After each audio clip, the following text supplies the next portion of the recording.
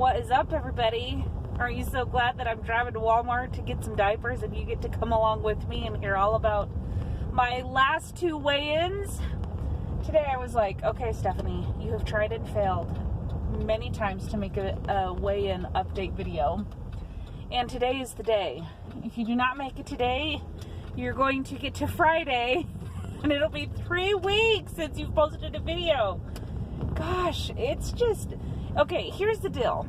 I could make videos, but you'd see me like in my zip-up nightgown in the morning getting the kids ready, and then it's nap time, and then I can't talk because I don't want to wake anybody up, and then by the time I finally get dressed, I have kids like crawling all over me until it's bedtime, and then once it's bedtime, I'm like, oh, I have to be really quiet because I have a loud voice. I just never have a break from the kids and nap time and all of that good stuff. And apparently I don't leave my house very frequently to do a little car vlog. I really don't. I really don't. So I had to check my Instagram to see what my weigh-ins were. The week before this last week, I was down 1.4. Can I get a what? And then this last week I was down 0.6. So, drum roll please, a grand total of 2 pounds. Let's hear it for Stephanie Anderson. Woo woo! And everybody's cheering and clapping from the weight loss grandstands. 2 pounds. Only 150 to go. No, not really that much, but sometimes it feels that way.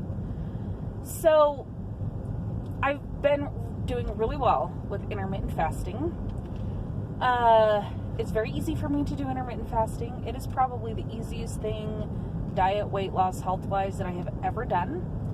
The only problem is that after like 4 or 5 days of like good solid fasting, I feel like my milk supply is just like begging for like help. It's like I can't do it. My daughter just gets super grumpy and super fussy. It's like, is she going through a growth spurt? Like, it's just hard to know. It's hard to know when they depend on you and you're like trying to figure out your milk supply based on your baby's mood and how your milk jugs feel. So I don't do it 7 out of 7 days. Since I've started, I mean, it's been like almost 3 weeks since I started kind of experimenting with it. And there's been at least 1 day a week, that I am just like, I'm throwing in the towel. I can't do the fasting. It affects my milk supply. I mean, she's almost 4 months, if you can believe that. And so I thought, well, she's 3 months. It should be fine. But I still just kind of have to be careful. And I'm still kind of in shock that it takes, you know, eating what I feel is a substantial amount to kind of keep that milk supply high. Lots of fluids, lots of water. So, yeah. So I'm not doing intermittent fasting 7 out of 7 days. But when I am doing it, what I have been doing is trying to have breakfast just when I'm hungry, which could be anywhere from like 9 in the morning till 11 in the morning. And then I'll figure out whatever 8 hours, whatever that window is. And if I, you know, eat dinner at 4, then I don't eat for another 16 hours. So whatever, you know, whenever I have my last meal, I wait 16 hours before I eat again. So sometimes I'm fasting for 16 hours. Sometimes my eating window is 4 hours. Sometimes it's 5 hours. It just depends. So I'm not even killing it with like the same window of eating and fasting every single day, which seems to be fine. But I really do like intermittent fasting. It's very easy for me to do. The only thing that's hard is that sometimes I don't get dinner. Like, it's kind of an adjustment to like finish eating at like 4 or 5. And so if I don't have like that really good meal, then all of a sudden it's like 5 or 6, and I'm like, well, I still need to eat, but I was supposed to eat dinner by 4 or 3 or whatever. Just with kids, it just gets crazy. They just surprisingly have a lot of needs. Weird. But I really do think that the intermittent fasting is helping me with cravings. I think that it is helping me bounce back if I have some junk. My husband was noticing that too. He's like, oh yeah, I totally find that if I have like a day where maybe I'm over my points, or we had some dessert, or we ate a little saltier foods, or maybe we ate out that day, we both find that the scale doesn't like jump way up. We both used to feel like if we had like an off day, like the scale would just be like brutal and like bump up like 2, 4 pounds, 5 pounds sometimes, and then it seemed like it took quite a while for it to kind of get back down, which if you have ever dieted, I know you know exactly what I'm talking about. But both of us has found that the repercussions of an off day or an indulgent day do not really, like, it's not really that big of a deal, and it doesn't really take that long for the scale to go back to where it was. So that's how intermittent fasting has been working for us. We just have a lot going on right now. I've mentioned many, many, many times in other videos that my husband and I have been doing the Dave Ramsey Debt Snowball Plan, and I do intend to make a more in-depth video about that, because at one point I was doing our debt snowball updates, how much we paid in debt each week, where our debt was when we paid off our car, and I just kind of combined everything on this channel. I covered lots of different topics, but I'm no longer going to be doing that. I actually have a separate website, and I will be starting a second channel for our debt snowball, what we've learned, what's worked for us, what hasn't worked. And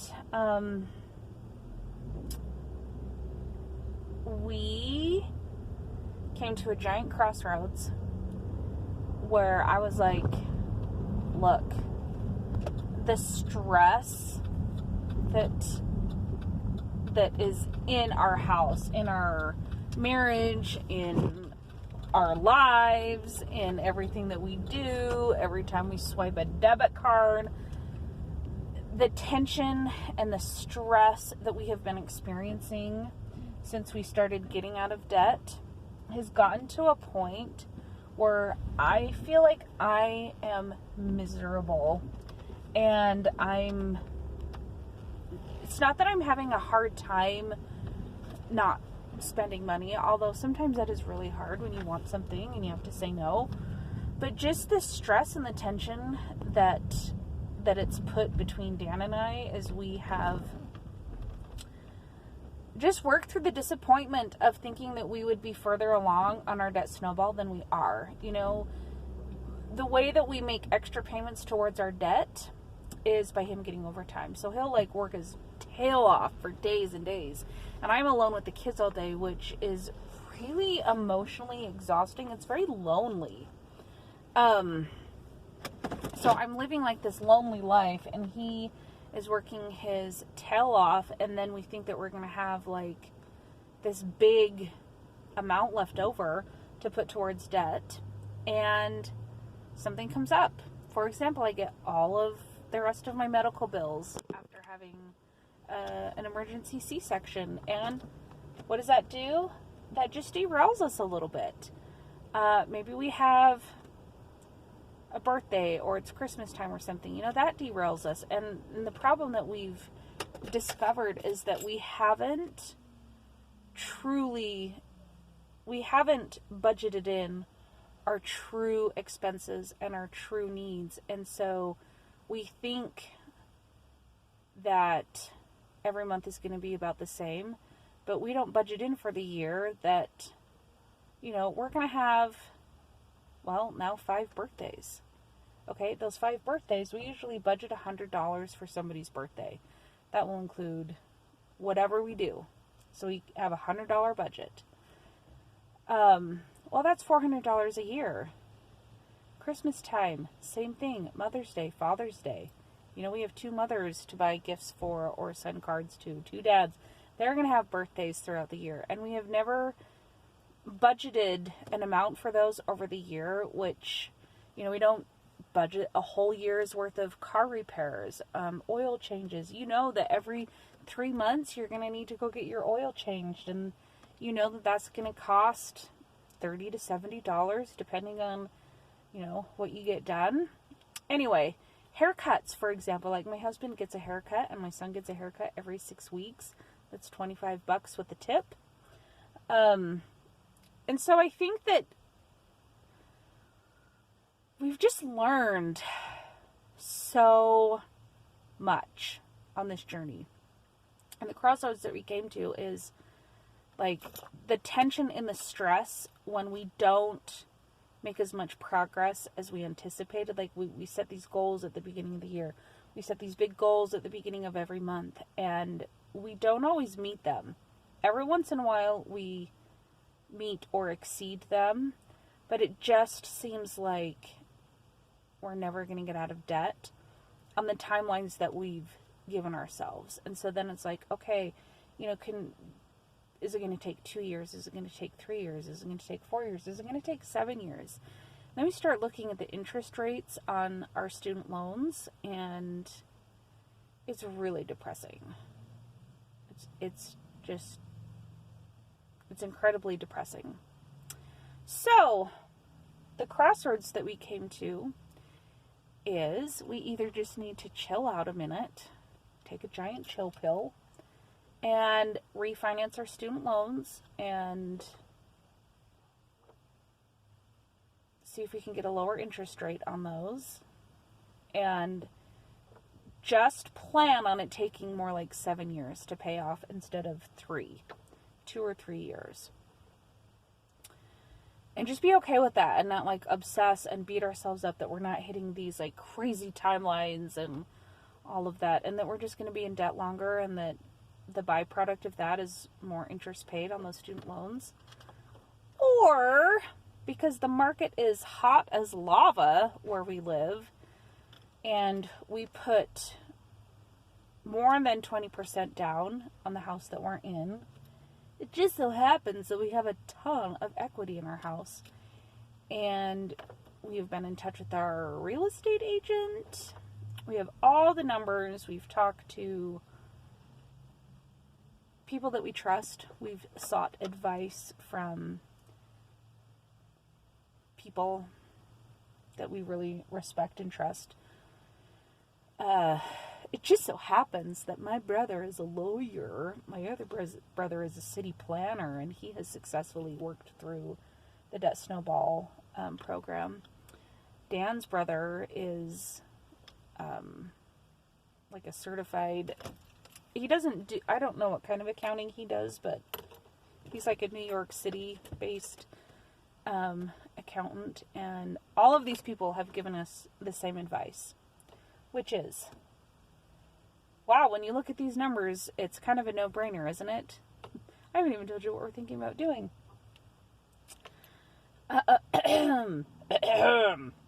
We are putting our house on the market to sell, and if we get even the lowest price that our agent has advised us to list it at, it is to the dollar, like almost to the cent, what the balance on our student loans is with like accrued interest that we still owe. If we get the higher asking price, then we're going to have like 10 G's just thrown right in a bank account. I mean, it's just crazy. And what a blessing that would be to our family and everything. So we have been mentally taxed We're tired. Our brains are tired. Our emotions are tired. We love our house. And you know what? I'm so glad that we like took the time and the money to like fix it up now, because I don't want to be on a waiting list for 8 weeks for somebody to come and refinish my floors. I'm so glad that we got on the waiting list last year and it's all done. We literally have one repair to do. We had a electrical socket that we accidentally blew up. Literally, there was an explosion. We're like, oops, patch, patch, patch. Well, the outlet in the bathroom doesn't work. So we have to find an electrician to come and fix that. And then everything else is just like the basic stuff that you do to sell a house. We do have to build a closet, but I guess my brother-in-law is going to do that. Anyway, so minor expenses in terms of getting the house ready to sell. So that's super awesome. Where are we going to go? Well, wouldn't you know that we get to move, it's probably like a half mile away, to one of my friends from church who is moving. They just bought a new house and they're going to rent out their house, and it is also walking distance to work. It'll be a little bit longer of a walk. It's not like 2 blocks. I mean, yeah, it's emotional. It is an emotional decision. When you think about it emotionally, yeah, what we're doing is absolutely insane. Thinking, oh my gosh, but we didn't owe as much on our house, blah, blah, blah, blah, blah. But you know what? We're gonna be fine. This is the best thing for us to do. So holy crap, this is gonna take a long time for me to upload. I'm sorry, guys. I know that you don't have 17 minutes to sit and listen to me any longer, so I'm gonna sign off. I'm gonna go into Walmart and buy some diapers and a few other things that I hope are... I brought my list. And keep cheering for me, and I'll keep cheering for you. It's gonna be a long road. It's gonna be a long road for me. It's okay. Sometimes I still catch glimpses of myself in the mirror, like a photo or a video, and I'm like, ah! What happened? What happened to my body? It's so big. But it's just, I've been through a lot the last few years, and I wouldn't say that I'm okay with this, but I'm okay mentally with where I'm at. I don't know, it's been kind of different. It's been a different road. I feel like I'm in a better place mentally than other times I've tried to do the weight loss thing. So I'm going to go buy diapers because it's late, and now I'm sweating in my car because it's hot and I don't have the air on. Oh gosh, we're at 18 minutes. Okay, I'm signing off.